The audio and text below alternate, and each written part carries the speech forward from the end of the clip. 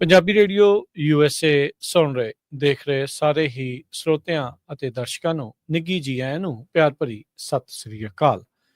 ਸਰੋਤੇ ਪ੍ਰੋਗਰਾਮ ਖਬਰ ਤੇ ਨਜ਼ਰ ਦੇ ਵਿੱਚ ਆਪ ਸਭ ਦਾ ਸਵਾਗਤ ਹੈ। ਅੱਜ 6 ਫਰਵਰੀ ਮੇਰੇ ਨਾਲ ਪੰਜਾਬ ਦੇ ਉੱਘੇ ਸੀਨੀਅਰ ਪੱਤਰਕਾਰ ਦੀਪਕ ਸ਼ਰਮਾ ਚਨਾਰਥਲ ਜੀ ਜੁੜ ਚੁੱਕੇ ਨੇ। ਦੀਪਕ ਜੀ ਆਇਆਂ ਨੂੰ ਸਵਾਗਤ ਹੈ। ਸਤਿ ਸ੍ਰੀ ਅਕਾਲ ਜੀ। ਸਤਿ ਸ਼੍ਰੀ ਅਕਾਲ ਰਾਜਕਰਨ ਜੀ, ਸਾਰੇ ਦਰਸ਼ਕਾਂ ਨੂੰ ਸਰੋਤਿਆਂ ਨੂੰ ਪਿਆਰ ਭਰੀ ਸਤਿ ਸ਼੍ਰੀ ਅਕਾਲ।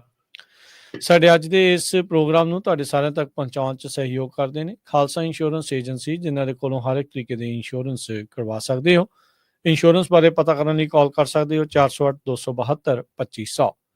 ਟਿਰਕੀਆਣਾ immigration law firm, US immigration ਦਾ ਹੋਵੇ ਕਿਸੇ ਵੀ ਤਰੀਕੇ ਦਾ ਕੰਮ, call attorney J Tirkiana 415-909-0503।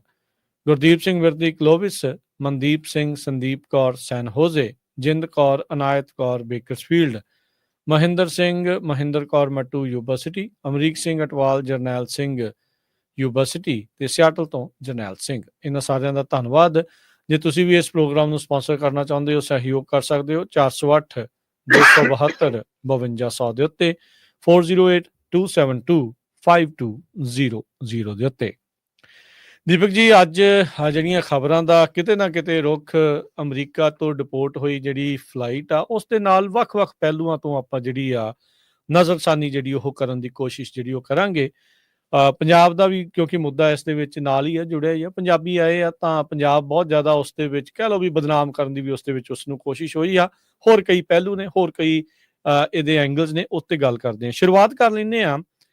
America ਤੋਂ ਡਿਪੋਰਟ ਹੋਏ ਜਿਹੜੇ ਭਾਰਤੀ ਆ, ਉਹ ਹੁਣ 20 ਦੇਸ਼ਾਂ ਦੀ ਕਦੇ ਵੀ ਨਹੀਂ ਕਰ ਸਕਣਗੇ ਯਾਤਰਾ। ਬਿਲਕੁਲ ਜੀ, ਇਹ ਜਿਹੜਾ ਖਦਸ਼ਾ ਇਹ ਤਕਨੀਕੀ ਤੌਰ ਤੇ ਬਿਲਕੁਲ ਦਰੁਸਤ ਹੈ। ਵੈਸੇ ਤਾਂ ਆਪਾਂ ਪਹਿਲਾਂ ਵੀ ਇਸ ਪਸਾਰੇ ਦੇ ਹਵਾਲੇ ਨਾਲ ਚਰਚਾ ਕੀਤੀ ਹੈ ਕਿ ਡਿਪੋਰਟ ਕੋਈ ਨਵੀਂ ਪ੍ਰਕਿਰਿਆ ਨਹੀਂ। ਇਸ ਨੂੰ ਇਸ ਵਾਰ ਬਹੁਤ ਰਾਜਨੀਤਿਕ ਤੌਰ ਤੇ ਵਿਸ਼ਵ ਪੱਧਰ ਤੇ ਵਧਾ ਚੜਾ ਕੇ ਜਿਵੇਂ ਪੇਸ਼ ਕੀਤਾ ਗਿਆ। ਸਵਾਲ ਉਸ ਤੇ ਆ, ਡਿਪੋਰਟ ਤੇ ਕਦੇ ਵੀ ਕੋਈ ਸਵਾਲ ਨਹੀਂ। ਵੈਸੇ ਗੈਰ ਕਾਨੂੰਨੀ ਤਰੀਕੇ ਨਾਲ ਜਾਣਾ ਆਪਣੇ ਆਪ 'ਚ ਗਲਤ ਹੈ, ਪਰ ਜਿਹੜੇ ਹੁਣ ਉੱਥੇ ਸੈਟਲ ਹੋ ਗਏ, ਖੱਪ ਗਏ, ਉਹ ਜਾਂ ਤਾਂ ਚੁੱਪ ਨੇ ਜਾਂ ਇਸ ਪ੍ਰਕਿਰਿਆ ਦੇ ਉੱਤੇ ਆਪਣੀ ਤਰੀਕੇ ਨਾਲ ਉਂਗਲ ਵੀ ਧਰ ਰਹੇ ਨੇ, ਹੈ ਨਾ। ਤੇ ਪਰ ਜਿਹੜੇ ਮਤਲਬ ਕਿ ਇਹ ਨਹੀਂ ਇੱਥੇ ਸੈਟਲ ਹੋ ਸਕੇ ਜਾਂ ਜਿਹੜੇ ਫੜੇ ਗਏ, ਉਹਨਾਂ 'ਚ ਵੀ ਕੁਝ ਕਹਿੰਦੇ ਕਿ ਇਸ ਤਰ੍ਹਾਂ ਸਹੀ ਸੀਗੇ, ਸਾਨੂੰ ਜਾਣਬੁੱਝ ਕੇ ਗਲਤ ਕਟਹਿਰੇ 'ਚ ਖੜਾ ਕੀਤਾ, ਕਿ ਕਈ ਤਰ੍ਹਾਂ ਦੇ ਤਰਕ ਬਤਰਕ ਅਜੇ ਚੱਲਣੇ ਆ। ਪਰ ਫਿਰ ਵੀ ਆਪਾਂ ਕਹਿੰਦੇ ਹਾਂ ਕਿ ਹੋਰਨਾਂ ਮੁਲਕਾਂ ਤੋਂ ਵੀ ਤੇ ਅਮਰੀਕਾ ਤੋਂ ਵੀ, ਇੱਥੋਂ ਤੱਕ ਕਿ ਅਮਰੀਕਾ ਤੋਂ ਹੀ ਹੁਣ ਤੱਕ ਪਿਛਲੇ 15-16 ਸਾਲਾਂ 'ਚ 15,000 ਤੋਂ ਵੱਧ ਭਾਰਤੀ ਡਿਪੋਰਟ ਹੋ ਕੇ ਭਾਰਤ ਆਏ ਨੇ। ਪਰ ਕਦੇ ਕੀ ਏਦਾਂ ਖਬਰਾਂ 'ਚ ਹੋਇਆ ਕਿ ਕਦੇ ਏਦਾਂ ਚਰਚਾ ਹੋਈ? ਕਿਉਂਕਿ ਉਹ ਰੂਟੀਨ ਵਰਤਾਰਾ ਹੁੰਦਾ ਕਿ ਡਿਪੋਰਟ ਕਰਨੇ ਤਾਂ ਉਹਨੂੰ ਜਹਾਜ਼ ਚੜਾ ਦਿਓ ਤੇ ਉੱਥੇ ਉਤਰ ਗਏ ਤੇ ਆਪਣੇ ਘਰਾਂ ਨੂੰ ਚਲੇ ਗਏ। ਪਰ ਇਸ ਵਾਰ ਜਿਸ ਤਰ੍ਹਾਂ ਦਾ ਵਿਵਹਾਰ ਉਹਨਾਂ ਨਾਲ ਹੋਇਆ, ਜਿਸ ਤਰ੍ਹਾਂ ਵਤੀਰਾ ਉਹਨਾਂ ਨਾਲ ਹੋਇਆ, ਸਵਾਲ ਵਤੀਰੇ ਨੂੰ ਲੈ ਕੇ। ਬੇਸ਼ੱਕ ਕੁਝ ਤਰ੍ਹਾਂ ਕਹਿੰਦੀਆਂ ਕਿ ਜੀ ਇਹ ਤਾਂ ਅਮਰੀਕਾ ਦਾ ਕਾਨੂੰਨ ਹੈ। ਜੇ ਅਮਰੀਕਾ ਦਾ ਕਾਨੂੰਨ ਇਹ ਹੈ ਤਾਂ ਭਾਰਤ ਦੇ ਹੱਦ ਦੇ ਅੰਦਰ ਜਾ ਕੇ ਅਮਰੀਕੀ ਜਹਾਜ਼ ਤਾਰ ਕੇ ਉਸ ਸਮੇਂ ਤੱਕ ਵੀ ਹੱਥਕੜੀਆਂ ਰੱਖਣ ਦਾ ਇਹ ਕਿਹੜਾ ਕਾਨੂੰਨ ਸੀ? ਫਿਰ ਸਵਾਲ ਤਾਂ ਫਿਰ ਇਹ ਵੀ ਹੈ ਕਿ ਇੱਥੇ ਵਾਲਿਆਂ ਨੇ ਆਪਣੇ ਕਾਨੂੰਨ ਦੀ ਪਾਲਣਾ ਕਿਉਂ ਨਾ ਕਰਾ ਲਈ? ਇਹਦਾ ਮਤਲਬ ਇਸ ਸਥਿਤੀ ਨੂੰ ਵੀ ਸਮਝਣ ਦੀ, ਵਾਚਣ ਦੀ ਲੋੜ ਹੈ। ਇਸ ਲਈ ਉਹਨਾਂ ਦੇ ਵਿਵਹਾਰ ਨੂੰ ਲੈ ਕੇ ਮੰਥਨ ਹੈ। ਉਸੇ ਦੇ ਵਿੱਚੋਂ ਇਹ ਪਹਿਲੂ ਉੱਪਰ ਕੇ ਬਿਲਕੁਲ ਸਪਸ਼ਟ ਰੂਪ ਚ ਆਇਆ ਕਿ ਜਿਹੜਾ ਹੁਣ ਇਹ ਕਾਨੂੰਨ ਦਾ ਹਵਾਲਾ ਹੈ, ਉਸ ਕਾਨੂੰਨੀ ਹਵਾਲੇ ਨਾਲ ਇਹ ਬੰਦੇ ਗੈਰ ਕਾਨੂੰਨੀ ਤਰੀਕੇ ਨਾਲ ਅਮਰੀਕਾ 'ਚ ਫੜੇ ਗਏ ਨੇ। ਗੈਰ ਕਾਨੂੰਨੀ ਤਰੀਕੇ ਨਾਲ ਦਾਖਲ ਹੋਣ ਦੀ ਕੋਸ਼ਿਸ਼ 'ਚ ਜਾਂ ਦਾਖਲ ਹੋ ਗਏ ਸੀ, ਉਸ ਲਈ ਫੜੇ ਗਏ ਨੇ। ਤੇ ਇਹਨਾਂ ਨੂੰ ਜਦੋਂ ਡਿਪੋਰਟ ਕੀਤਾ ਜਾ ਰਿਹਾ ਤਾਂ ਇਹ ਦਸਤਾਵੇਜ਼ੀ ਜਿਹੜੇ ਅੱਜ ਕੱਲ੍ਹ ਆਨਲਾਈਨ ਪ੍ਰਕਿਰਿਆ, ਉਹਦੇ ਵਿੱਚ ਇਹਨਾਂ ਦਾ ਰੈੱਡ ਐਂਟਰੀ ਹੋ ਗਈ ਹੈ। ਤੇ ਰੈੱਡ ਐਂਟਰੀ ਦਾ ਮਤਲਬ ਹੁਣ ਕਿਸੇ ਵੀ ਮੁਲਕ ਦੇ ਵਿੱਚ, ਖਾਸ ਕਰ ਘੱਟੋ ਘੱਟ ਉਹਨਾਂ 20-22 ਮੁਲਕਾਂ ਦੇ ਵਿੱਚ ਜਿਹੜਾ ਅਮਰੀਕਾ ਦੀ ਪਾਲਿਸੀ ਨੂੰ ਫੋਲੋ ਕਰਦਾ। ਰਾਜਕਰਨ ਜੀ, ਜਦੋਂ ਅਮਰੀਕਾ ਤੋਂ ਇਹਨਾਂ ਨੂੰ ਤੋਰਿਆ ਜਾਣਾ ਸੀਗਾ, ਵੈਸੇ ਤਾਂ ਉਹ ਬੜਾ ਨਿੰਦਣਯੋਗ ਪ੍ਰਕਿਰਿਆ ਜਿਹੜੀ ਮਤਲਬ ਕਿ ਹੱਥਕੜੀਆਂ ਵਾਲੀ, ਬੇੜੀਆਂ ਵਾਲੀ, ਸੋ ਮਨੁੱਖੀ ਅਧਿਕਾਰਾਂ ਦੇ ਉਲਟ ਵਤੀਰਾ ਲੱਗਦਾ। ਪਰ ਉੱਥੇ ਇਹਨਾਂ ਦੇ ਬਕਾਇਦਾ ਤੌਰ ਤੇ ਬਾਇਓਮੈਟ੍ਰਿਕ ਨਵੇਂ ਸਿਰੋਂ ਸਕੈਨ ਹੋਏ ਨੇ। ਸਾਰਾ ਕੁਝ ਔਨ ਰਿਕਾਰਡ ਇਹਨਾਂ ਦਾ ਲਿਆ ਗਿਆ। ਫਿਰ ਜਦੋਂ ਭਾਰਤੀ ਏਅਰਪੋਰਟ ਅੰਮ੍ਰਿਤਸਰ 'ਚ ਉਤਰੇ, ਉੱਥੇ ਵੀ ਇਹਨਾਂ ਦਾ ਫਿਰ ਉਹ ਸਾਰਾ ਕੁਝ ਨਵੇਂ ਸਿਰੋਂ ਸਕੈਨ ਹੋਇਆ। ਅੱਜ ਕੱਲ ਉਹ ਅੱਖਾਂ ਦੀਆਂ ਵੀ ਪਲਕਾਂ ਝਪਕੋ ਕਿ ਹਾਂ ਜੀ ਤੁਸੀਂ ਜਿਉਂਦੇ ਹੋ, ਮਤਲਬ ਹੈ ਨਾ, ਉਹ ਉਸ ਪ੍ਰਕਿਰਿਆ 'ਚ ਉਹ ਫੋਟੋ ਹੁੰਦੀ ਹੈ। ਤਾਂ ਕਿ ਤੁਸੀਂ ਕੱਲ ਨੂੰ ਚਿਹਰਾ ਵੀ ਬਦਲ ਲਓ, ਪਲਾਸਟਿਕ ਸਰਜਰੀ ਵੀ ਕਰਾ ਲਓ, ਪਾਸਪੋਰਟ ਵੀ ਕਿਸੇ ਹੋਰ ਨਾਂ ਦਾ ਲੈ ਲਓ, ਤਾਂ ਵੀ ਤੁਹਾਡੀ ਹੱਥਾਂ ਦੀਆਂ ਉਂਗਲਾਂ, ਅੰਗੂਠੇ ਦੇ ਨਿਸ਼ਾਨ, ਫਿਰ ਅੱਖਾਂ, ਇਹ ਸਾਰਾ ਕੁਝ ਦੱਸ ਦਿੰਦੀਆਂ ਨੇ ਕਿ ਇਹ ਬੰਦਾ ਕੌਣ ਹੈ। ਸੋ ਉਹ ਪ੍ਰਕਿਰਿਆ ਇਹਨਾਂ ਦੀ ਇੱਥੇ ਵੀ ਨਵੇਂ ਸਿਰੋਂ ਹੋਈ ਹੈ, ਜਿਹਦਾ ਪਹਿਲੂ ਇਹੀ ਹੈ ਕਿ ਹੁਣ ਜੇਕਰ ਅਮਰੀਕਾ ਸਣੇ ਇਹ ਕੈਨੇਡਾ ਹੋਵੇ, ਇੰਗਲੈਂਡ ਹੋਵੇ, ਜਰਮਨੀ ਹੋਵੇ, ਨਿਊਜ਼ੀਲੈਂਡ ਹੋਵੇ, ਬ੍ਰਿਟੇਨ ਹੋਵੇ, ਆਸਟ੍ਰੇਲੀਆ ਹੋਵੇ, ਉਹ ਮੁਲਕ ਜਿਹੜੇ ਘੱਟੋ ਘੱਟ ਅਮਰੀਕੀ ਵੀਜ਼ਾ ਪਾਲਿਸੀ ਨੂੰ ਫੋਲੋ ਕਰਦੇ ਨੇ, ਉਹ ਮੁਲਕਾਂ ਦੇ ਵਿੱਚ ਹੁਣੇ ਕਦੇ ਨਹੀਂ ਜਾ ਸਕਣਗੇ। ਜਦੋਂ ਵੀ ਇਹ ਅਪਲਾਈ ਕਰਨਗੇ ਤਾਂ ਪਹਿਲੀ ਗੱਲ ਤਾਂ ਇਹਨਾਂ ਨੂੰ ਪਹਿਲੇ ਪੜਾਅ ਤੇ ਵੀਜ਼ਾ ਨਹੀਂ ਮਿਲਣਾ। ਜੇ ਵੀਜ਼ਾ ਮਿਲ ਜਵੇ ਕਹਿੰਦੇ ਕਿ ਤਾਂ ਵੀ ਇਹਨਾਂ ਨੂੰ ਜਹਾਜ਼ ਨਹੀਂ ਚੜਨ ਦਿੱਤਾ ਜਾਊਗਾ, ਕਿਉਂਕਿ ਜਿੱਦਾਂ ਹੀ ਇਹਨਾਂ ਦਾ ਉਹ ਚੀਜ਼ਾਂ ਦਾ ਮਿਲਾਨ ਹੋਊਗਾ ਤੇ ਉਹ ਜਦੇ ਆ ਜਾਏਗਾ ਕਿ ਇਹ ਬੰਦਾ ਤਾਂ ਉਸ ਪ੍ਰਕਿਰਿਆ ਚੋਂ ਨਿਕਲ ਕੇ ਆਇਆ ਵਾ ਜੀ, ਇਹ ਤਾਂ ਰੈਡ ਐਂਟਰੀ ਹੈ। ਇਹ ਹੁਣ ਕਿਸੇ ਮੁਲਕ, ਮਤਲਬ 20 ਮੁਲਕ ਇਹਨਾਂ ਲਈ ਬੈਨ ਹੋ ਗਏ ਨੇ। ਬੇਸ਼ੱਕ ਅਜੇ ਸਾਡੀਆਂ ਸਰਕਾਰਾਂ ਕਹਿ ਰਹੀਆਂ ਨੇ ਕਿ ਅਸੀਂ ਇਹਨਾਂ ਦੇ ਉੱਤੇ ਪ੍ਰਕਿਰਿਆ ਚ ਦੇਖ ਰਹੇ ਹਾਂ ਜੀ ਇਹਨਾਂ ਦਾ ਕੀ ਰਿਕਾਰਡ ਹੈ। ਬਿਲਕੁਲ, ਜਿਹੜੇ ਇਹਨਾਂ ਚੋਂ ਕਿਸੇ ਨਾ ਕਿਸੇ ਤਰ੍ਹਾਂ ਦੇ ਅਪਰਾਧਕ ਰਿਕਾਰਡ ਜੇਕਰ ਕਿਸੇ ਦਾ ਨਿਕਲਿਆ, ਕੋਈ ਭਾਰਤ 'ਚ ਕੋਈ ਵਾਰਦਾਤ ਨਿਕਲੀ, ਫਿਰ ਹੋਰ ਤਰ੍ਹਾਂ ਦੀ ਉਹਨਾਂ ਤੇ ਕਾਰਵਾਈ ਹੋਣ ਦੀ ਸੰਭਾਵਨਾ ਖੜੀ ਹੈ।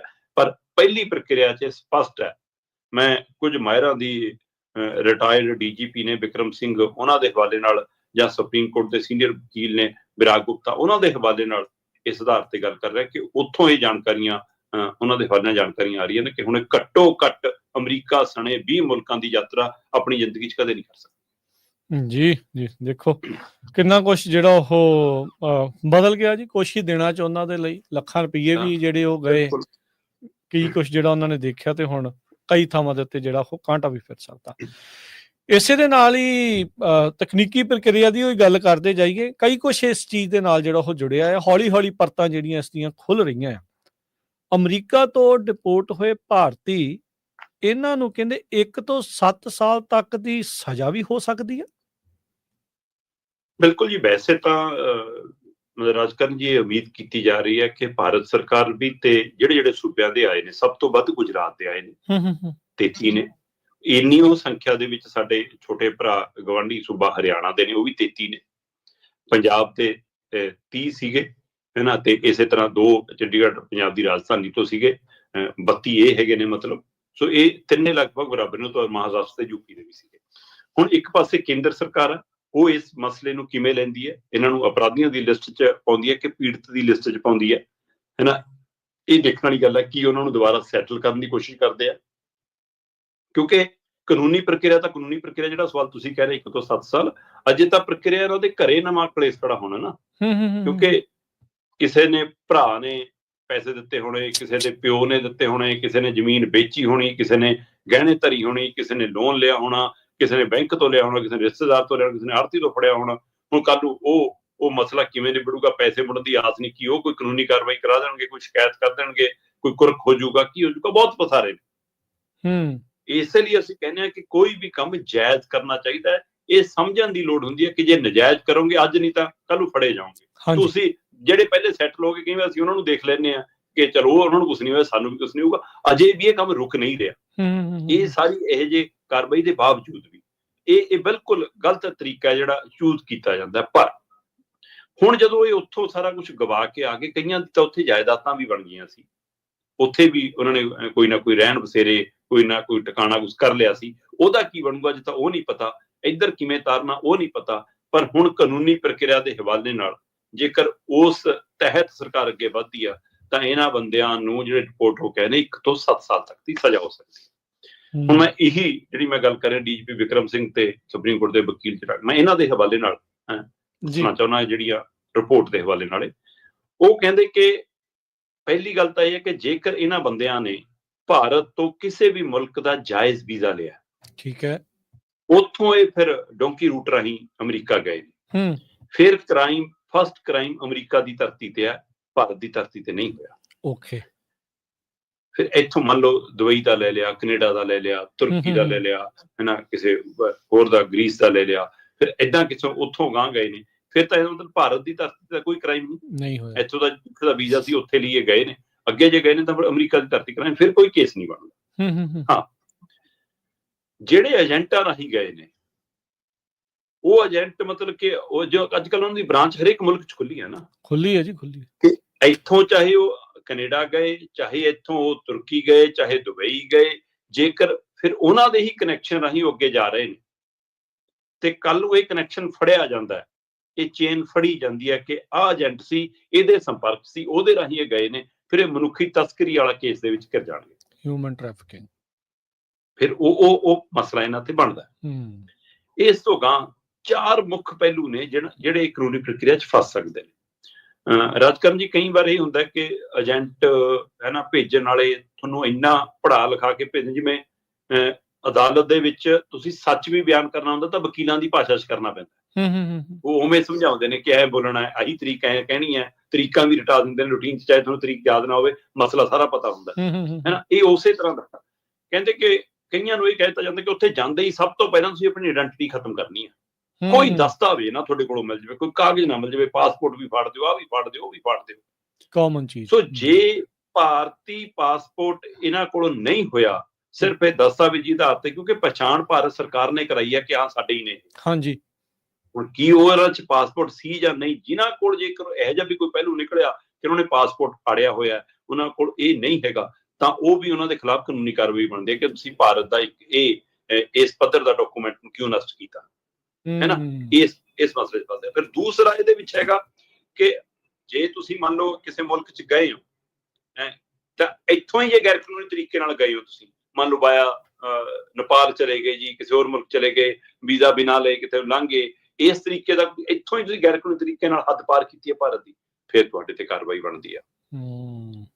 ਫਿਰ ਕੱਲੀ ਹੱਦ ਪਾਰ ਕਰਨ ਦੇ ਹਵਾਲੇ ਨਾਲ ਨਹੀਂ, ਜੇ ਤੁਸੀਂ ਭਾਰਤੀ ਕਰੰਸੀ ਨੂੰ ਵੀ ਏਦਾਂ ਹੀ ਨਾਲ ਪਾਰ ਕਰਾਇਆ, ਅੱਛਾ, ਫਿਰ ਉਹ ਮਨੀ ਵਾਲਾ ਮਸਲਾ ਵੀ ਵਿੱਚ ਨਾਲ ਜੁੜਦਾ ਕਿ ਸਰਹੱਦ ਪਾਰ ਕਰਾਉਣ ਵਾਲਾ। ਫਿਰ ਇਸੇ ਤਰ੍ਹਾਂ ਉਹ ਕਹਿੰਦੇ ਕਿ ਦੂਸਰੇ ਦੇਸ਼ ਦੇ ਹਵਾਲੇ ਨਾਲੇ ਇਮੀਗ੍ਰੇਸ਼ਨ ਵਾਲਾ ਮਸਲਾ ਵੀ ਹੈ, ਜਾਇਦਾਦ ਵਾਲਾ ਮਸਲਾ ਵੀ ਹੈ, ਫਿਰ ਇਹਦੇ ਵਿੱਚ ਪੈਸੇ ਦਾ ਲੈਣ ਦੇਣ ਵਾਲਾ ਮਸਲਾ ਵੀ ਫਸ ਸਕਦਾ। ਜਿਵੇਂ ਉਦਾਹਰਨ ਵਜੋਂ ਜਿਹੜਾ ਚੌਥਾ ਨੁਕਤਾ ਆਉਂਦਾ, ਉਹ ਆਉਂਦਾ ਕਿ ਜ਼ਮੀਨ ਵੇਚੀ ਕਿਸੇ ਪਰਿਵਾਰ ਨੇ, ਠੀਕ ਹੈ, ਜ਼ਮੀਨ ਵੇਚ ਕੇ ਆਪਣਾ ਜਵਾਕ 40 ਲੱਖ 42 ਲੱਖ ਲਾ ਕੇ ਭੇਜਤਾ, ਜ਼ਮੀਨ ਤਾਂ ਤੁਸੀਂ ਜਾਇਜ਼ ਵੇਚ ਰਹੇ ਹੋ, ਪਰ ਏਜੰਟ ਕਹਿੰਦਾ ਮੈਂ ਨਹੀਂ ਖਾਤੇ ਚੋਂ ਪੈਸੇ ਲੈਣੇ, ਮੈਨੂੰ ਤਾਂ ਪੈਸਾ ਨਗਦੀ ਚਾਹੀਦਾ, ਕਿਉਂਕਿ ਉਹ ਨਹੀਂ ਦਿਖਾਉਣਾ ਚਾਹੁੰਦਾ ਕਿ ਹਾਂ ਮੈਂ ਪੈਸਾ ਲਿਆ ਜਾਂ ਨਹੀਂ ਲਿਆ, ਸਹੀ ਗੱਲ ਹੈ ਨਾ। ਤੇ ਫਿਰ ਤੁਸੀਂ ਆਪਣਾ ਹੀ ਵਾਈਟ ਮਨੀ ਨੂੰ ਬਲੈਕ ਮਨੀ ਬਣਾ ਕੇ ਉਹਨੂੰ ਸੌਂਪ ਰਹੇ ਹੋ, ਤੇ ਜਦੋਂ ਨਗਦੀ 'ਚ ਸੌਂਪਤੀ ਤਾਂ ਇਸ ਨੂੰ ਹਵਾਲਾ ਦੇ ਆਧਾਰ ਤੇ ਵੀ ਇਹ ਕਾਰਵਾਈ ਪੈ ਸਕਦੀ ਹੈ ਕਿ ਇਸ ਦਾ ਹਵਾਲੇ ਦੇ ਪੈਸੇ ਦਾ ਲੈਣ ਦੇਣ ਹੈ ਜੀ। ਸੋ ਇਹ 4 ਨੁਕਤੇ ਅਹਿਮ ਨੇ। ਜੇ ਸਰਕਾਰਾਂ ਇਸ ਬਦਨੀਤੀ ਤੇ ਆ ਗਈਆਂ, ਕੇਂਦਰ ਤੋਂ ਲੈ ਕੇ ਸੂਬਾਈ ਸਰਕਾਰਾਂ, ਤਾਂ ਇਹਨਾਂ ਲੋਕਾਂ ਨੂੰ, ਡਿਪੋਰਟ ਹੋਏ ਲੋਕਾਂ ਨੂੰ 1 ਸਾਲ ਤੋਂ ਲੈ ਕੇ 7 ਸਾਲ ਤੱਕ ਦੀ ਸਜ਼ਾ ਦਾ ਖਤਰਾ ਖੜਾ ਹੈ। ਦੇਖੋ, ਪਰ ਉਮੀਦ ਕਰਦੇ ਹਾਂ ਕਿ ਇਹ ਬੇਸ਼ੱਕ ਗੈਰ ਕਾਨੂੰਨੀ ਤਰੀਕੇ ਨਾਲ ਗਏ ਸੀ, ਪਰ ਹੁਣ ਹਮਦਰਦੀ ਦੇ ਯੋਗ ਨੇ, ਮਤਲਬ ਘੱਟੋ ਘੱਟ, ਕਿਉਂਕਿ ਜਿਹੇ ਜਿਹੇ ਪਿਛੋਕੜ ਤੋਂ ਆਉਂਦੇ ਨੇ, ਜੇ ਇੰਨੇ ਹੀ ਪੜ੍ਹੇ ਲਿਖੇ, ਇੰਨੀ ਸਮਝ ਵਾਲੇ ਹੁੰਦੇ ਤਾਂ 1 ਨੰਬਰ ਨਹੀਂ ਜਾਂਦੇ, ਕਿਉਂ ਗਲਤ ਰਾਹ ਚੁਣਦੇ, ਹੈ ਨਾ। ਤੇ ਜੇ ਮਤਲਬ ਕਿ ਇੰਨੇ ਹੀ ਸਮਰੱਥ ਹੁੰਦੇ ਤਾਂ ਫਿਰ ਇਹ ਜਾਇਜ਼ ਰਾਹ ਵੀ ਚੁਣ ਲੈਂਦੇ, ਸਾਰਾ ਕੁਝ ਜ਼ਿੰਦਗੀ ਦਾ ਤੇ ਲਾ ਕੇ ਉਰੇ ਵਾਲੇ ਨੂੰ ਉਜਾੜ ਕੇ ਉੱਥੇ ਸੈਟਲ ਹੋਣ ਦੀ ਆਸ ਕਿ ਉਹ ਤੋਂ ਬਾਅਦ ਇੱਧਰ ਵਾਪਸ ਕਰ ਦਾਂਗੇ ਆਪਾਂ, ਸਾਰਾ ਕੁਝ ਠੀਕ ਹੋ ਜਾਊਗਾ, ਫਿਰ ਇਹ ਪ੍ਰਕਿਰਿਆ ਵਿੱਚ ਨਾ ਫਸਦੇ। ਸੋ ਇਹ ਗੈਰ ਕਾਨੂੰਨੀ ਤਰੀਕੇ ਨਾਲ ਗਏ ਜ਼ਰੂਰ ਨੇ, ਪਰ ਹੁਣ ਜਿਸ ਤਰੀਕੇ ਨਾਲ ਮੁੜੇ ਨੇ, ਉਸ ਤੋਂ ਬਾਅਦ ਸਰਕਾਰਾਂ ਦਾ ਰੁਖ ਕੀ ਹੋਏਗਾ, ਇਹ ਅਜੇ ਵੀ ਸਵਾਲੀਆ ਚਿੰਨ੍ਹ ਬਣਿਆ ਹੋਇਆ, ਔਰ ਇਹਨਾਂ ਦੇ ਉੱਤੇ 1 ਸਾਲ ਤੋਂ ਲੈ ਕੇ 7 ਸਾਲ ਤੱਕ ਦੀ ਸਜ਼ਾ ਦੀ ਤਲਵਾਰ ਲਟਕ ਰਹੀ ਆ। ਉਹ ਤਾਂ ਦੇਖੋ ਇਹ ਮੰਗ ਕਰ ਰਹੇ ਆ ਵੀ ਅਸੀਂ ਤਾਂ ਜਾਇਜ਼ ਤਰੀਕੇ ਦੇ ਨਾਲ ਏਜੰਟਾਂ ਨੂੰ ਪੈਸੇ ਦਿੱਤੇ ਸੀ ਲੀਗਲੀ ਉੱਥੇ ਪਹੁੰਚਾਉਣ ਦੇ ਲਈ, ਉਹਨਾਂ ਨੇ ਸਾਡੇ ਕੋਲ ਡੌਂਕੀ ਦਾ ਰੂਟ ਜਿਹੜਾ ਉਹ ਲਵਾਇਆ ਆ। ਉਹ ਮੰਗ ਕਰ ਰਹੇ ਉਹਨਾਂ ਏਜੰਟਾਂ ਦੇ ਉੱਤੇ ਕਾਰਵਾਈ ਦੀ। ਸਰਕਾਰਾਂ ਦੇ ਉੱਤੇ ਕੰਨ ਤੇ ਜੂੰ ਸਰਕੂਗੀ ਇਸ ਬਾਬਤ? ਦੇਖੋ ਜੀ, ਉਮੀਦ ਕਰ ਸਕਦੇ ਹਾਂ, ਸਰਕਾਰਾਂ ਲਿਸਟਾਂ ਇਕੱਠੀਆਂ ਕਰੀ ਜਾਂਦੀਆਂ, ਕਹਿੰਦੇ ਜੀ 300-400 ਏਜੰਟਾਂ ਦੀ ਲਿਸਟ ਇਕੱਠੀ ਕਰ ਲਈ ਜੀ, ਪੰਜਾਬ ਤੋਂ ਵੀ ਮੰਗ ਲਏ, ਹਰਿਆਣੇ ਤੋਂ ਵੀ ਮੰਗ ਲਏ, ਹੈ ਨਾ, ਤੇ ਜੀ ਕਾਰਵਾਈ ਕਰਾਂਗੇ। ਆਪਾਂ ਪਹਿਲਾਂ ਵੀ ਗੱਲ ਕਰ ਚੁੱਕੇ ਹਾਂ, ਹੋ ਸਕਦਾ ਕਿ ਪਤਾ ਹੀ ਨਾ ਹੋਵੇ ਇਹਨਾਂ ਨੂੰ ਕਿ ਕਿਹੜੇ ਏਜੰਟ ਕੰਮ ਕਰਦੇ, ਕਿਹੜਾ ਨਹੀਂ ਕੰਮ ਕਰਦਾ। ਸੋ ਪੂਰਾ ਪ੍ਰਸ਼ਾਸਨ ਨੂੰ, ਹੈ ਨਾ, ਪੁਲਿਸ ਨੂੰ, ਸਰਕਾਰਾਂ ਨੂੰ, MLA ਨੂੰ ਸਭ ਪਤਾ ਹੁੰਦਾ ਕਿ ਹਾਂ ਕੌਣ ਕੌਣ ਕਿੱਥੇ ਕਿੱਥੇ ਕਿਹੜਾ ਧੰਦਾ ਕਰਦਾ, ਕਿਹੜਾ ਨਹੀਂ ਕਰਦਾ, ਉਲਟਾ ਇਹਨਾਂ ਦੀ ਸ਼ਹਿਰ ਵਾਲੇ ਚੱਲਦੇ ਨੇ। ਸੋ ਫਿਰ ਇਹਦਾ ਮਤਲਬ ਕਿ ਕਾਰਵਾਈ ਕਿਵੇਂ ਹੋਊਗੀ, ਇਹ ਅਜੇ ਵੀ ਸਵਾਲ ਹੈ। ਮੈਨੂੰ ਨਹੀਂ ਲੱਗਦਾ, ਹਾਂ ਦਿਖਾਵੇ ਦੀ ਕਾਰਵਾਈ ਹੋ ਜਾਊਗੀ, ਇਹ 'ਚ ਕੋਈ ਦੋ ਰਾਏ ਨਹੀਂ, ਪਰ ਕੀ ਉਹ ਸਿਰਤਾ ਨਾਲ ਹੋਏਗੀ? ਜੇ ਨਹੀਂ ਮਤਲਬ ਕਿ ਇਸ ਮਸਲੇ ਤੇ ਹੁੰਦਾ ਤਾਂ ਹੁਣ ਤੱਕ ਕੋਈ ਸਰਕਾਰੀ ਅਦਾਰਾ ਇਸ ਪੱਧਰ ਦਾ ਖੋਲਿਆ ਹੁੰਦਾ ਤੁਸੀਂ, ਕਿ ਜਿੱਥੋਂ ਵੈਰੀਫਿਕੇਸ਼ਨ ਹੋ ਕੇ ਜਾਵੇ ਬੰਦਾ, ਜਿੱਥੋਂ ਮੋਹਰ ਲਵਾ ਕੇ ਜਾਵੇ ਕੋਈ, ਇਸ ਪ੍ਰਕਿਰਿਆ ਤੱਕ ਕਿਉਂ ਨਹੀਂ? ਇੱਥੇ ਤਾਂ NRI ਸੈੱਲ ਨਹੀਂ ਤੁਹਾਡੇ ਕੰਮ ਕਰਦੇ, NRI ਥਾਣੇ ਨਹੀਂ ਕੰਮ ਕਰਦੇ, NRI ਅਦਾਲਤਾਂ ਨਹੀਂ ਉਵੇਂ ਇਨਸਾਫ ਦਵਾ ਪਾਉਂਦੀਆਂ। ਸੋ NRI ਸਭਾ ਉੱਥੇ ਚੌਧਰ ਦੀ ਲੜਾਈ ਬਣ ਕੇ ਰਹਿ ਗਈ, ਉਹ ਨਹੀਂ NRIਆਂ ਦੇ ਮਸਲੇ ਹੱਲ ਕਰਦੇ, ਇਹ ਕੀ ਕਰਨ?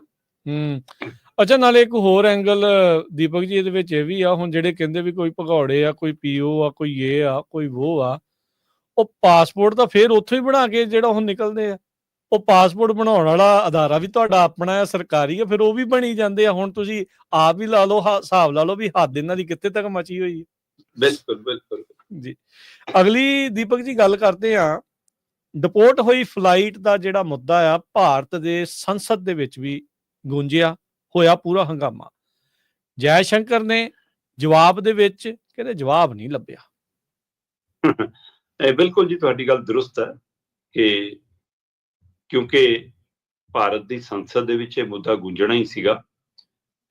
ਭਾਰਤੀ ਜਨਤਾ ਪਾਰਟੀ ਜਾਂ ਉਹਨਾਂ ਦੇ ਮੁਖੀ ਖਾਸ ਕਰਕੇ ਨਰਿੰਦਰ ਮੋਦੀ ਜੀ ਤਾਂ ਦਮ ਭਰਦੇ ਰਹੇ ਨੇ ਕਿ ਟਰੰਪ ਮੇਰਾ ਮਿੱਤਰ ਆ, ਤੇ ਉਹ ਤਾਂ ਇੱਥੇ ਆ ਕੇ ਪ੍ਰਚਾਰ ਵੀ ਕਰਦੇ ਰਹੇ ਨੇ। ਔਰ ਗੁਜਰਾਤੀਆਂ ਨੇ ਢੋਲ ਵਜਾ ਕੇ ਜਾਂ ਹੋਰਨਾਂ ਨੇ ਮਤਲਬ ਕਿ ਜਿਵੇਂ ਪੰਜਾਬ ਦੇ ਨਾਲ ਟਕਰਾਅ ਵਾਲੀ ਸਥਿਤੀ, ਪੰਜਾਬੀਆਂ ਨਾਲ ਟਕਰਾਅ ਵਾਲੀ ਸਥਿਤੀ ਪੈਦਾ ਕਰਨ ਦੀ ਵੀ ਇੱਕ ਦਿਖਾਵੇ ਦੀ ਕੋਸ਼ਿਸ਼ ਹੋਈ, ਉਹਦੇ ਵਿੱਚ ਵੀ ਇਹ ਪ੍ਰਗਟਾਵਾ ਕੀਤਾ। ਅਬ ਕੀ ਵਾਰ ਟਰੰਪ ਸਰਕਾਰੇ ਵੀ ਨਾਰੇ ਅਮਰੀਕਾ 'ਚ ਲਵਾਏ ਗਏ।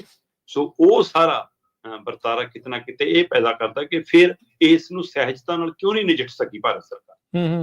ਇਸ ਨੂੰ ਸਹੀ ਟਰੈਕ ਰਾਹੀਂ ਕੁਝ ਮੁਲਕਾਂ ਨੇ, ਮੈਨੂੰ ਪਤਾ ਲੱਗ ਰਿਹਾ ਸੀਗਾ ਕਿ ਅਮਰੀਕਾ ਦੇ ਨਾਲ ਕਰ ਲਈ ਹੈ ਤਾਲਮੇਲ ਕਰਕੇ, ਹੈ ਨਾ, ਉਹ ਇੱਕ ਤਰ੍ਹਾਂ ਨਾਲ ਉਹਨਾਂ ਨੇ ਬਾਰਗੇਨਿੰਗ ਕੀਤੀ ਹੈ ਕਿ ਨਹੀਂ ਇਸ ਤਰ੍ਹਾਂ ਨਹੀਂ ਹੋਊਗਾ। ਕੋਲੰਬੀਆ ਉਹਨਾਂ ਚੋਂ ਇੱਕ ਆ, ਕੋਲੰਬੀਆ ਉਹਨਾਂ ਚੋਂ ਇੱਕ ਆ, ਉਹ ਰੁਕ ਗਿਆ ਉਹਨਾਂ ਦਾ ਅਜੇ ਫਿਲਹਾਲ। ਇਸ ਲਈ ਇਹ ਇੰਨੀ ਜਿਹੜੇ ਮਤਲਬ ਕਿ ਆਪਣਾ ਨਿੱਜੀ ਮਿੱਤਰ ਦੱਸਦੇ ਸੀ ਟਰੰਪ ਨੂੰ, ਉਹ ਇੰਨੀ ਬਾਰਗੇਨਿੰਗ ਨਹੀਂ ਕਰ ਸਕੇ ਕਿ ਜੀ ਘੱਟੋ ਘੱਟ ਫੌਜੀ ਜਹਾਜ਼ ਤਾਂ ਨਾਲ ਭੇਜੋ। ਇਹ ਵੀ ਦੂਸਰੇ ਮੁਲਕ ਦੀ ਹੱਦ 'ਚ ਫੌਜੀ ਜਹਾਜ਼ ਤੁਹਾਡਾ ਦਾਖਲ ਹੋ ਰਿਹਾ ਹੈ, ਉਹਨਾਂ ਦੇ ਏਅਰਵੇਜ਼ ਤੇ, ਫੌਜੀ ਏਅਰਵੇਜ਼ ਤੇ ਉਤਰ ਰਿਹਾ ਉਹਨਾਂ ਦੇ, ਹੈ ਨਾ, ਤੇ ਉਹ ਬਕਾਇਦਾ ਤੌਰ ਤੇ ਤੁਸੀਂ ਮਤਲਬ ਕਿ ਉਹਨੂੰ ਉਵੇਂ ਲੈ ਕੇ ਜਾ ਰਹੇ ਹੋ, ਤਾਂ ਇਹ ਪ੍ਰਕਿਰਿਆ ਰੁਕਾ ਸਕਦੇ ਸੀ ਜਾਂ ਇਹ ਇੰਨੇ ਅਣਜਾਣ ਸੀ, ਇਹਨਾਂ ਨੂੰ ਪਤਾ ਹੀ ਨਹੀਂ ਸੀਗਾ ਕਿ ਹਾਂ ਮਤਲਬ ਕਿ ਏਦਾਂ ਹੋ ਜਾਊਗਾ। ਇਹ ਆਪਣੇ ਆਪ 'ਚ ਦੇ ਸਵਾਲ ਖੜੇ ਨੇ। ਇਹਨਾਂ ਨੂੰ ਲੈ ਕੇ ਭਾਰਤ ਦੇ ਵਿੱਚ ਬਜਟ ਸੈਸ਼ਨ ਚੱਲ ਰਿਹਾ, ਤੇ ਸੈਸ਼ਨ ਦੇ ਦੌਰਾਨ ਸੰਸਦ 'ਚ ਹੰਗਾਮਾ ਹੋਇਆ। ਵਿਰੋਧੀ ਧਿਰ ਜਿਹੜੀ ਹੁੰਦੀ ਹੈ ਫਿਰ ਉਹਨੇ ਸਰਕਾਰ ਨੂੰ ਘੇਰਨਾ ਹੁੰਦਾ, ਹੈ ਨਾ। ਜਦੋਂ ਉਹ ਸਰਕਾਰ 'ਚ ਸੀਗੇ ਤਦ ਵੀ ਉਹ ਕਰਦੇ ਸੀਗੇ, ਤੇ ਅੱਜ ਹੁਣ ਇਹ ਸਰਕਾਰ 'ਚ ਤਾਂ ਹੁਣ ਇਸ ਮੁੱਦੇ ਤੇ ਇਹਨਾਂ ਨੂੰ ਘੇਰਿਆ ਜਾ ਰਿਹਾ। ਤੇ ਇਸ ਪ੍ਰਕਿਰਿਆ ਦੇ ਤਹਿਤ ਉਹਨਾਂ ਨੇ ਜੀ ਬਕਾਇਦਾ ਹੱਥਾਂ 'ਚ ਹੱਥਕੜੀਆਂ ਪਾ ਕੇ ਵੀ ਪ੍ਰਦਰਸ਼ਨ ਕੀਤਾ ਸੰਸਦ ਦੇ ਬਾਹਰ, ਤੇ ਆਖਰ ਫਿਰ ਜੈ ਸ਼ੰਕਰ ਕਹਿੰਦੇ ਜੀ ਕਿ ਦੁਪਹਿਰ ਨੂੰ ਰਾਜ ਸਭਾ 'ਚ ਜਵਾਬ ਦੇਣਗੇ। ਜੈ ਸ਼ੰਕਰ ਜੀ ਪ੍ਰਗਟ ਹੋ ਗਏ। ਉਹ ਕਹਿੰਦੇ ਵੀ ਕਿ ਇਹ ਪਹਿਲੀ ਵਾਰ ਨਹੀਂ ਹੋਇਆ, 16 ਸਾਲਾਂ 'ਚ 15,652 ਅਮਰੀਕਾ ਤੋਂ ਲੋਕ ਡਿਪੋਰਟ ਹੋ ਕੇ ਆਏ ਨੇ। 16 ਸਾਲਾਂ 'ਚ 15,652, ਮਤਲਬ ਲਗਭਗ 16 ਸਾਲਾਂ 'ਚ 16,000 ਦੇ ਕਰੀਬ ਹੋ ਗਏ। 1000 ਦੇ ਕਰੀਬ ਐਵਰੇਜ ਬਣ ਰਹੀ ਹੈ, 800-900 ਐਵਰੇਜ ਬਣ ਰਹੀ ਹੈ ਹਰ ਸਾਲ ਦੀ। ਸੋ ਇਸ ਲਈ ਕਹਿੰਦੇ ਕਿ ਤਾਂ ਹੁੰਦਾ ਹੈ, ਕੋਈ ਨਵਾਂ ਪਹਿਲੂ ਨਹੀਂ ਹੈ ਜੀ। ਸਵਾਲ ਇਸ ਤੇ ਤਾਂ ਹੈ ਹੀ ਨਹੀਂਗਾ ਕਿ ਇਹ ਪਹਿਲੂ ਨਵਾਂ ਜਾਂ ਪੁਰਾਣਾ। ਪਹਿਲੇ ਪਹਿਲੂ ਕਿੰਨੇ ਕੁ ਯਾਦ ਨੇ ਕਿਸੇ ਨੂੰ ਕਿ ਡਿਪੋਰਟ ਹੋ ਕੇ ਆਏ, ਕਦੋਂ ਇਸ ਤਰ੍ਹਾਂ ਦੀ ਚਰਚਾ 'ਚ ਆਏ? ਇਹ ਤਾਂ ਉਹਨਾਂ ਦੇ ਮਨੁੱਖੀ ਅਧਿਕਾਰਾਂ ਤੇ ਜਿਹੜਾ ਡੱਕ ਹੈ ਉਹਨੂੰ ਲੈ ਕੇ ਸਵਾਲ ਹੈ। ਉਹਨਾਂ ਦਾ ਜਿਹੜਾ ਉਹਨਾਂ ਨਾਲ ਵਤੀਰਾ ਹੋਇਆ, ਜਿਸ ਤਰ੍ਹਾਂ ਉਹਨਾਂ ਨਾਲ ਕੈਦੀਆਂ ਵਾਲਾ ਵਿਵਹਾਰ ਹੋਇਆ, ਜਿਸ ਤਰ੍ਹਾਂ ਉਹਨਾਂ ਨਾਲ ਹੱਥਕੜੀਆਂ ਤੇ ਬੇੜੀਆਂ ਔਰਤਾਂ ਨੂੰ ਵੀ, ਨਾਬਾਲਗ ਬੱਚਿਆਂ ਨੂੰ ਵੀ, ਹੈ ਨਾ, ਉਹ ਜੜੀਆਂ ਗਈਆਂ। ਕੁਝ ਧਿਰਾਂ ਨੇ ਇਹ ਵੀ ਸਵਾਲ ਪੈਦਾ ਕੀਤਾ ਕਿ ਜੋ ਇਸ ਲਈ ਜ਼ਰੂਰੀ ਸੀ ਕਿ ਕਰੂ ਮੈਂਬਰ 23 ਸੀਗੇ, ਬਾਕੀ ਫੌਜੀ ਅਧਿਕਾਰੀ ਸੀ ਕੁਝ ਜੀ, ਤੇ ਇਹਨਾਂ ਦੀ ਗਿਣਤੀ 104 ਸੀ ਜੀ, ਹਮਲਾ ਨਾ ਕਰ ਦੇਣ ਜੀ ਜਹਾਜ਼ 'ਚ, ਤਾਂ ਜਹਾਜ਼ 'ਚ ਵੀ ਹੱਥਕੜੀਆਂ ਨਹੀਂ ਖੋਲੀਆਂ। ਕਈ ਤਾਂ ਇਹ ਵੀ ਤਰਕ ਦੇਈ ਜਾਂਦੇ ਹੈ ਨਾ। ਚਲੋ, ਪਰ ਇਸ ਸਾਰੇ ਪਹਿਲੂ ਦੇ ਹਵਾਲੇ ਨਾਲ ਜਦੋਂ ਉੱਥੇ ਸਵਾਲ ਹੈ ਤਾਂ ਜੈ ਸ਼ੰਕਰ ਜੀ ਨੇ ਇੱਕ ਜਵਾਬ ਦਿੱਤਾ। ਕਹਿੰਦੇ ਜੀ ਕਿ ਜੇਕਰ ਕੋਈ ਵੀ ਨਾਗਰਿਕ ਵਿਦੇਸ਼ ਦੇ ਵਿੱਚ ਗੈਰ ਕਾਨੂੰਨੀ ਤਰੀਕੇ ਨਾਲ ਜਾਂਦਾ ਹੈ ਤੇ ਉਸ ਨੂੰ ਵਾਪਸ ਆਪਣੇ ਮੁਲਕ ਬੁਲਾਉਣਾ ਉਸ ਦੇਸ਼ ਦਾ ਫਰਜ਼ ਬਣਦਾ। ਠੀਕ ਹੈ। ਮਤਲਬ ਜੈ ਸ਼ੰਕਰ ਜੀ ਇਹ ਕਿਉਂ ਭੁੱਲ ਰਹੇ ਨੇ ਕਿ ਭਾਈ ਤੁਸੀਂ ਵਾਪਸ ਨਹੀਂ ਬੁਲਾਏ, ਉਹ ਉਹਨਾਂ ਨੇ ਘੱਲੇ ਆ, ਅਗਲਿਆਂ ਨੇ ਸਿੱਟ ਕੇ ਗਏ ਨੇ ਤੁਹਾਡੇ ਘਰੇ ਆ ਕੇ। ਮਤਲਬ ਜੇਕਰ ਤੁਸੀਂ ਉਹਨਾਂ ਨਾਲ ਸੰਪਰਕ ਸੀ, ਤਾਲਮੇਲ ਸੀ, ਤਾਂ ਤੁਸੀਂ ਇਹ ਬਾਰਗੇਨਿੰਗ ਕਿਉਂ ਨਹੀਂ ਕਰ ਸਕੇ ਕਿ ਬਿਲਕੁਲ ਜੀ ਇਹ ਬੰਦੇ ਗਲਤ ਨੇ, ਇਹਨਾਂ ਨੂੰ ਆਪਣੇ ਮੁਲਕ 'ਚੋਂ ਕੱਢੋ ਜੀ, ਇਹ ਗਲਤ ਤਰੀਕੇ ਨਾਲ ਤੁਹਾਡੇ ਮੁਲਕ 'ਚ ਦਾਖਲ ਹੋਏ ਨੇ, ਇਹ ਸਾਨੂੰ ਸੌਂਪੋ ਜੀ, ਅਸੀਂ ਦੇਖਦੇ ਹਾਂ, ਅਸੀਂ ਲੈਣ ਆਉਂਦੇ ਹਾਂ ਜੀ ਇਹਨਾਂ ਨੂੰ।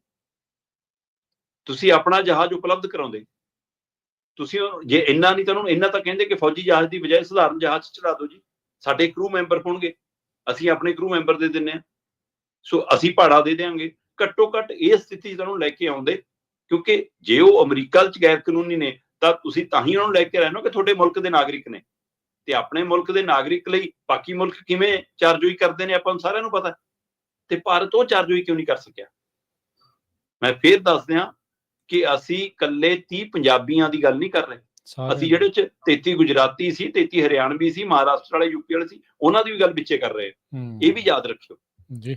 ਸੋ ਇਹ ਸਾਰਿਆਂ ਨਾਲ ਅਜਿਹਾ ਵਿਵਹਾਰ ਹੋਇਆ। ਹੁਣ ਮੇਰਾ ਸਵਾਲ ਹੈ ਕਿ ਫਿਰ ਉਹ ਜਿਹੜੇ ਘਰ ਮੇ ਘੁਸਕਰ ਮਾਰੇਂਗੇ, ਐਸੇ ਕਰ ਦੇਂਗੇ, ਰਾਸ਼ਟਰਵਾਦ, ਉਹ ਕਿੱਥੇ? ਹੁਣ ਕਿਉਂ ਨਹੀਂ ਜਾਗਦਾ? ਇਹ ਕਿੰਨੇ ਤਰ੍ਹਾਂ ਦੇ ਸਵਾਲ ਖੜੇ। ਫਿਰ ਸਵਾਲ ਆ ਗਏ ਜੀ ਉੱਥੇ ਜੈ ਸ਼ੰਕਰ ਜੀ ਨੂੰ। ਹਾਂਜੀ, ਕਹਿੰਦੇ ਜੀ ਵਿਰੋਧੀਆਂ ਨੇ ਸਵਾਲ ਕੀਤਾ ਕਿ ਸਰਕਾਰ ਇਹ ਦੱਸੇ ਕਿ ਭਾਰਤੀਆਂ ਨੂੰ ਵਾਪਸ ਜਿਹੜਾ ਮਤਲਬ ਕੀ ਸਰਕਾਰ ਨੂੰ ਪਤਾ ਸੀਗਾ ਕਿ ਭਾਰਤੀਆਂ ਨੂੰ ਵਾਪਸ ਭੇਜਿਆ ਜਾ ਰਿਹਾ? ਜੈ ਸ਼ੰਕਰ ਜਵਾਬ ਦਿੰਦੇ ਆ, ਸਾਨੂੰ ਪਤਾ ਸੀਗਾ ਕਿ ਕੱਲ 104 ਲੋਕ ਵਾਪਸ ਆਉਣਗੇ, ਅਸੀਂ ਇਹਦੀ ਪੁਸ਼ਟੀ ਕੀਤੀ ਹੈ। ਕਹਿੰਦੇ ਮਤਲਬ ਕਿ ਅਸੀਂ ਭਾਰਤੀ ਹੋਣ ਦੀ ਉਹਨਾਂ ਦੀ ਹਾਮੀ ਭਰੀ, ਉੱਥੇ ਤਾਂ ਵਾਪਸ ਭੇਜੇ।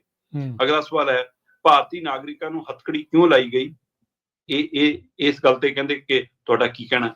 ਜੈ ਸ਼ੰਕਰ ਜੀ ਜਵਾਬ ਦਿੰਦੇ ਨੇ, ਗੈਰ ਕਾਨੂੰਨੀ ਪ੍ਰਵਾਸੀਆਂ ਨੂੰ ਹੱਥਕੜੀ ਲਾਉਣਾ ਅਮਰੀਕਾ ਸਰਕਾਰ ਦੀ ਨੀਤੀ ਹੈ।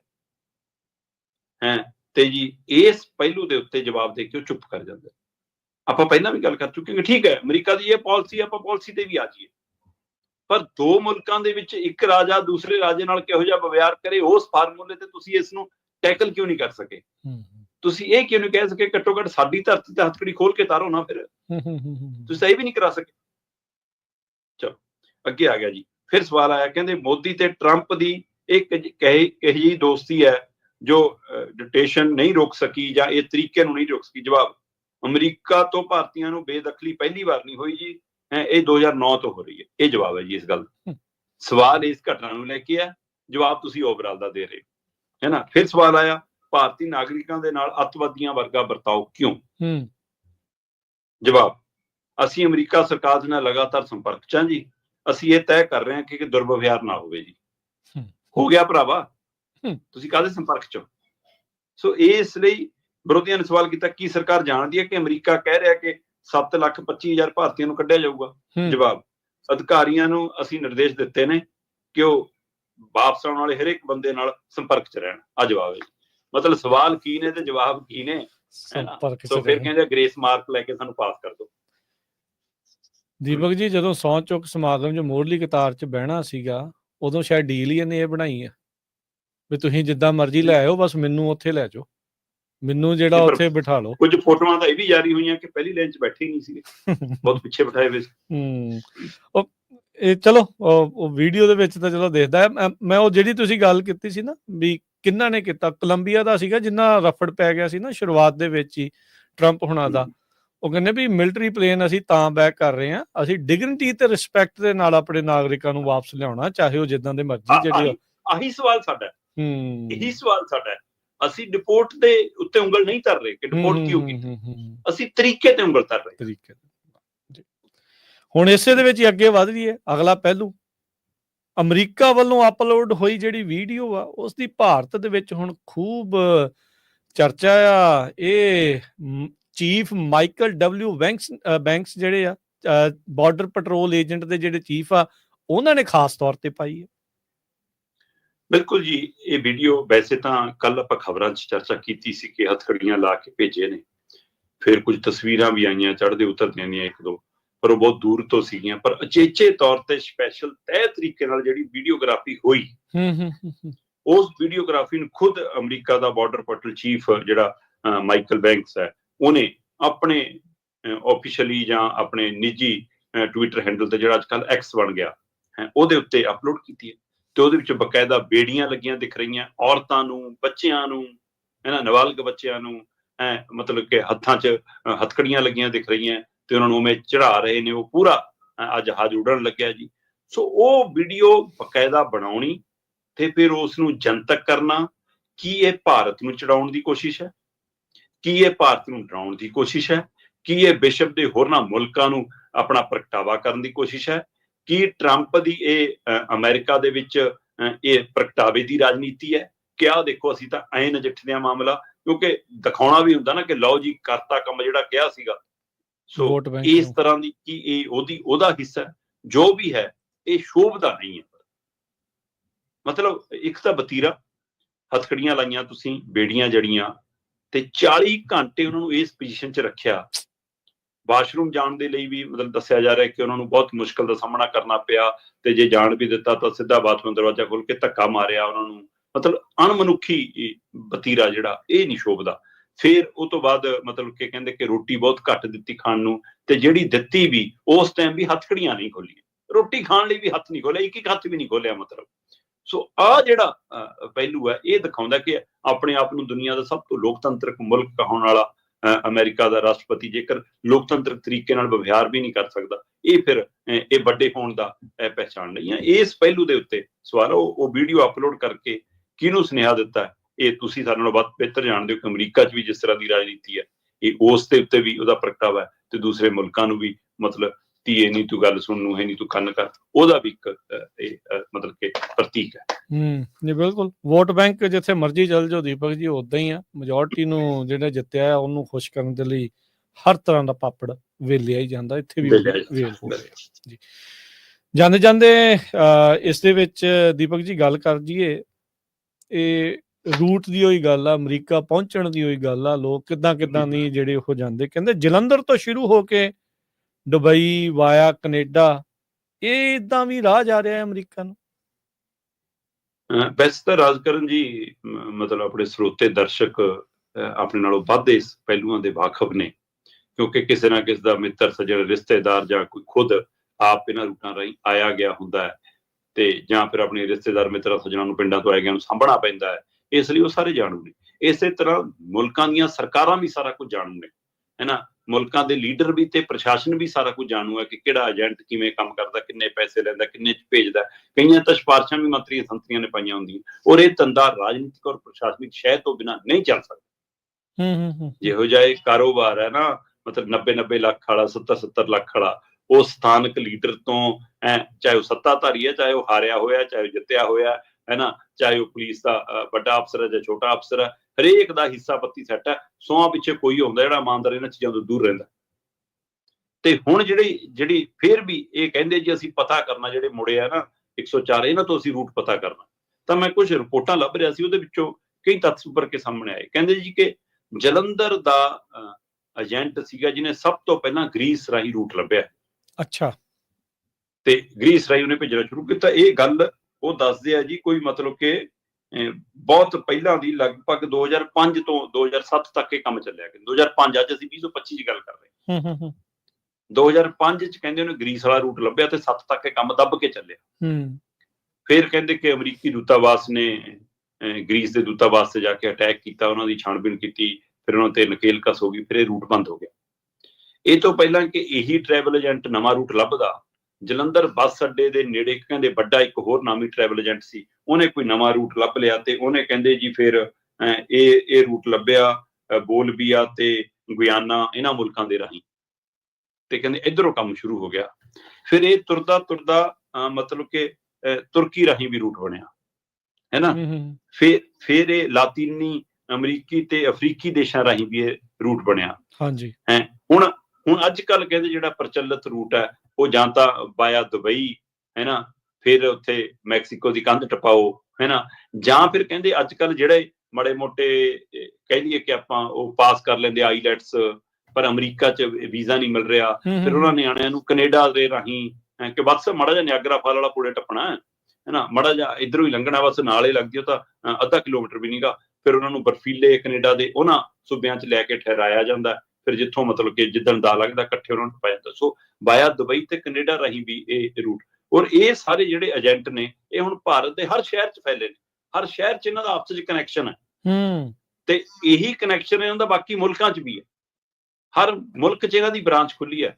ਇਹ ਇੱਕ ਦੂਏ ਨੂੰ ਕਦੇ ਮਿਲੇ ਗਿਲੇ ਵੀ ਨਹੀਂ ਹੋਣੇ ਉੱਥੇ, ਪਰ ਇਹ ਪੈਸੇ ਦਾ ਆਦਾਨ ਪ੍ਰਦਾਨ ਇੰਨਾ ਪਾਕ ਸਾਫ ਇਹਨਾਂ ਚ ਚੱਲਦਾ ਹੈ ਕਿ ਇੱਕ ਦੂਏ ਲਈ ਫਿਰ ਕੰਮ ਕਰਦੇ ਨੇ। ਪਰ ਜਿਸ ਦੌਰ ਚੋਂ ਲੰਘ ਕੇ ਜਾਂਦੇ ਨੇ ਸਿਰਫ ਇਸ ਲਈ ਕਿ ਜ਼ਿੰਦਗੀ ਸੁਖਾਲੀ ਹੋ ਜੂ, ਅਗਲੇ ਸਾਲ ਚੰਗੇ ਹੋ ਜਾਣਗੇ, ਜਾਂ ਪੈਸੇ ਦਾ ਜਿਹੜਾ ਪਾੜਾ ਹੈ, ਮਤਲਬ ਇਹ ਸਾਰੇ ਮੁੱਦੇ ਦੀ ਜੜ ਇਸ ਗੱਲ ਤੇ ਪਈ ਹੈ ਕਿ ਜੇ ਭਾਰਤ ਦੀ ਸਰਕਾਰ ਜਾਂ ਸਾਡੇ ਮੁਲਕ ਦੇ ਸਿਆਸਤਦਾਨ ਜਾਂ ਸਾਡਾ ਸਿਸਟਮ ਸਹੀ ਮਾਹੌਲ ਦੇ ਦੇਵੇ, ਰੁਜ਼ਗਾਰ ਸਹੀ ਦੇ ਦੇਵੇ, ਤਾਂ ਇਹ ਰਾਹ ਚੁਣਨੇ ਨਾ ਪੈਣ। ਔਰ ਜੇਕਰ ਸਾਡੀ ਆਰਥਿਕਤਾ, ਜਿਹਨੂੰ ਕਿਹਾ ਜਾਂਦਾ ਵਿਸ਼ਵ ਦੀ ਤਾਕਤ ਬਣ ਗਏ ਜੀ, ਹੁਣ ਅਸੀਂ ਹੈ ਨਾ ਵਿਸ਼ਵ ਮੁਖੀ ਬਣ ਗਏ, ਜੇ ਉਹ ਡਾਲਰ ਦੇ ਨੇੜੇ ਤੇੜੇ ਵੀ ਆ ਜਾਵੇ ਤਾਂ ਕਿਉਂ ਏਦਾਂ ਭੱਜਣਾ ਪਵੇ। ਜੀ ਜਿਹੜੇ ਤੁਸੀਂ ਰਾਹ ਦੀ ਗੱਲ ਕਰਦੇ ਆ, ਕੁਝ ਸਮਾਂ ਪਹਿਲਾਂ ਦੀ ਗੱਲ ਆ, ਪਿਛਲੇ ਸਾਲ ਦੇ ਵਿੱਚ ਇੱਕ ਗੁਜਰਾਤੀ ਪਰਿਵਾਰ ਜਿਨ੍ਹਾਂ ਦੇ 2 ਛੋਟੇ ਬੱਚੇ ਵੀ ਸੀਗੇ, ਉਹ ਠੰਡ ਦੇ ਪ੍ਰਕੋਪ 'ਚ ਮਰ ਗਏ। ਉਹਨਾਂ ਨੂੰ ਵੀ ਇਹੀ ਰਾਹ ਜਿਹੜਾ ਆ ਉਹ ਦਿਖਾਇਆ ਗਿਆ ਸੀ। ਤੇ ਅੱਜ ਮੈਂ ਕੱਲ ਪਰਸੋਂ ਦੀ ਇੱਕ ਹੋਰ ਚੀਜ਼ ਨੋਟ ਕਰ ਰਿਹਾ, ਹੁਣ ਜਿਹੜੇ ਉੱਥੇ ਦੀਆਂ ਇਮੀਗ੍ਰੇਸ਼ਨ ਸਰਵਿਸਿਜ਼ ਵਾਲੇ ਆ ਨਾ, ਜਿਨ੍ਹਾਂ ਨੇ ਇੱਦਾਂ ਕਰਦੇ ਆ ਕੰਸਲਟੈਂਟ ਸੋ ਕਾਲਡ, ਹੁਣ ਉਹ ਅਮਰੀਕਾ ਦਾ ਸਟੱਡੀ ਵੀਜ਼ਾ ਦਵਾ ਕੇ ਗ੍ਰੀਨ ਕਾਰਡ ਦਿਵਾਉਣ ਲੱਗੇ ਆ। ਸੋ ਲੋਕ ਉਹ ਤੋਂ ਵੀ ਜਿਹੜਾ ਸੁਚੇਤ ਜਿਹੜਾ ਉਹ ਰਹਿਣ, ਜਿਹੜਾ ਦੇਖਣ ਵੀ ਭਾਈ ਵਾਕਿਆ ਕਾਬਲੀਅਤ ਦੇ ਹਿਸਾਬ ਦੇ ਨਾਲ ਕਰਿਓ, ਫਿਰ ਐਵੇਂ ਨਹੀਂ ਤਾਂ ਅੰਗੂਰ ਖੱਟੇ ਵਾਲੀ ਗੱਲ ਜਿਹੜੀ ਉਹ ਬਾਅਦ 'ਚ ਜਿਹੜੀ ਉਹ ਬਣੂਗੀ, ਕੰਮ ਖਰਾਬ ਜਿਹੜਾ ਹੋ ਜਾਂਦਾ। ਇੱਕ ਜਾਂਦੇ ਜਾਂਦੇ ਮੈਂ ਇਹ ਚੀਜ਼ ਪੁੱਛਣਾ ਚਾਹੁੰਦਾ, ਪੰਜਾਬੀਆਂ ਦੀਆਂ ਹੁਣ ਬਹੁਤ ਸਾਰੀਆਂ ਵੀਡੀਓਜ਼ ਸਵਾਲ ਜਵਾਬ ਉਹਨਾਂ ਨੂੰ ਕਰ ਰਹੇ ਆ, ਗੁਜਰਾਤੀਆਂ ਦਾ ਕੁਛ ਆਇਆ, ਉਹਨਾਂ ਨੂੰ ਪੁੱਛਿਆ ਵੀ ਜਿਹੜਾ ਗੁਜਰਾਤ ਦਾ ਮਾਡਲ ਭਾਰਤ ਵਿੱਚ ਸਾਰੇ ਪਾਸੇ ਫੈਲਾਇਆ ਆ, ਉਹਨਾਂ ਦੇ ਆਪਣੇ ਜਿਹੜੇ ਇਲਾਕੇ ਤੋਂ ਆ, ਉਹ ਕਿਉਂ ਛੱਡ ਕੇ ਭੱਜ ਕੇ ਜਾ ਰਹੇ ਸੀਗੇ ਉੱਥੇ? ਬਿਲਕੁਲ ਇਹ ਸਵਾਲ ਤਾਂ ਹੈਗਾ ਹੀ ਹੈਗਾ, ਪਰ ਮਤਲਬ ਕਿ ਆਪਾਂ ਆਪਣੇ ਪੰਜਾਬੀ ਭਾਈਚਾਰੇ ਸਰਕਲ 'ਚ ਵਿਚਰਦੇ ਆ, ਸ਼ਾਇਦ ਇਸ ਲਈ ਸਾਡੇ ਕੋਲ ਪੰਜਾਬੀਆਂ ਵਾਲੀਆਂ ਵੀਡੀਓ ਆ ਰਹੀਆਂ। ਹੋ ਸਕਦਾ ਉੱਥੇ ਦੇ ਮੀਡੀਆ 'ਚ ਵੀ ਕੁਝ ਅਜਿਹੀਆਂ ਵੀਡੀਓ ਆਈਆਂ ਹੋਣ, ਜਾਂ ਉਹਨਾਂ ਨੂੰ ਅਜੇ ਸਾਹਮਣੇ ਲਿਆਂਦਾ ਹੀ ਨਹੀਂ ਜਾ ਰਿਹਾ, ਜਾਂ ਉਹਨਾਂ ਨੂੰ ਇਸ ਤਰ੍ਹਾਂ ਮਤਲਬ ਕਿ ਜਾਂ ਉੱਥੇ ਫਿਰ ਵੀ ਪੰਜਾਬ ਵਰਗੀ ਇੰਨੀ ਤੇਜ਼ ਤਰਾਰ ਪਿੰਡਾਂ ਦੇ ਵਿੱਚ ਅਜਿਹਾ ਮਾਹੌਲ ਨਹੀਂ ਹੈਗਾ ਅਜੇ।